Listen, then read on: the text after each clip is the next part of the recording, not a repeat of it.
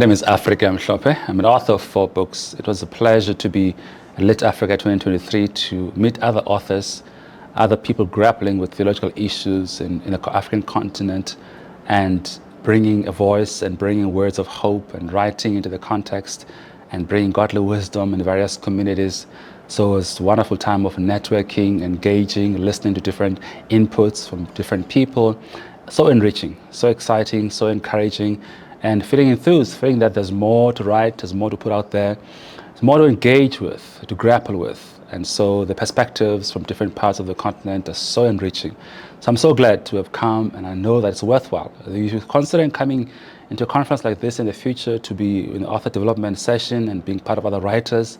It enlarges and expands your perspective as a writer, and you, as a voice, gets a platform.